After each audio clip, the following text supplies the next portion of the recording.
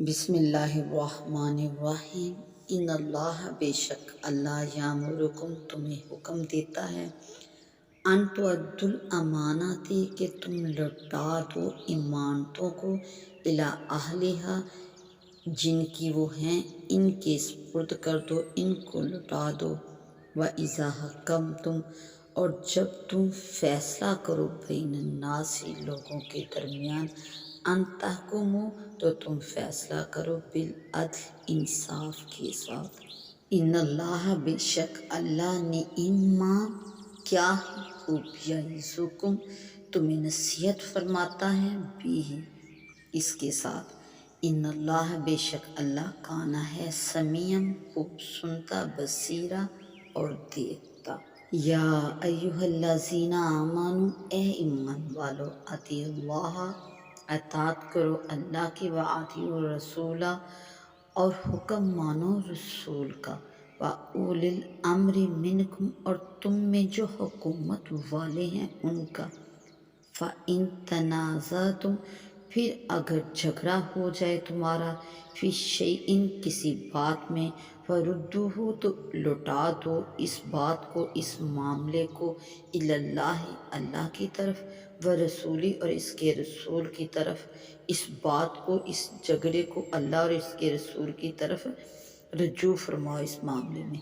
ان کنتم اگر ہو تم تؤمنون ایمان رکھتے باللہ اللہ پر، والیوم الآخر اور آخرت کے دن پر اگر تم ایمان رکھتے ہو تو، ذالک یہ خیر یہ بہتر ہے، واحسن تأویلا اور اس کا انجام بھی بہتر ہے، اچھا ہے۔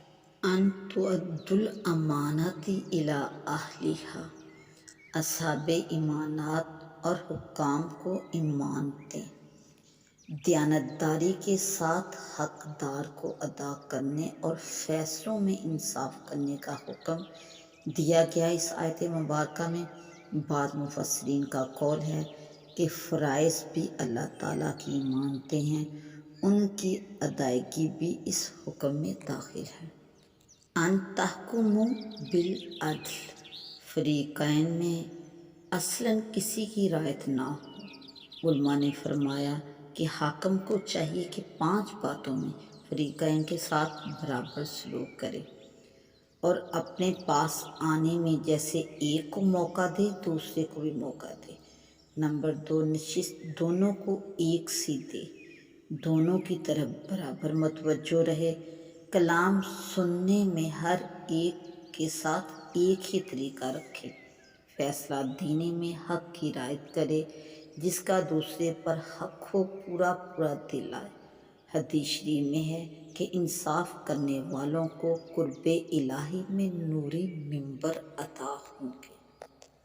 اطیعوا اللہ و اطیعوا الرسول رسول کی اطاعت اللہ ہی کی اطاعت ہے۔ بخاری اور مسلم کی حدیث میں ہے، حضرت محمد صلی اللہ علیہ وآلہ وسلم نے فرمایا، جس نے میری اطاعت کی اس نے اللہ کی اطاعت کی، اور جس نے میری نافرمانی کی اس نے اللہ کی نافرمانی کی۔ وَأُولِي الْأَمْرِ مِنْكُمْ اسی حدیث میں حضرت محمد صلی اللہ علیہ وآلہ وسلم فرماتے ہیں، جس نے امیر کی اطاعت کی اس نے میری اطاعت کی، اور جس نے امیر کی نافرمانی کی اس نے میری نافرمانی کی۔ اس آیت سے ثابت ہوا کہ مسلم حکام جو حاکم ہیں ان کی اطاعت واجب ہے جب تک وہ حق کے مطابق فیصلہ کریں، اگر حق کے خلاف حکم کریں تو ان کی اطاعت نہیں۔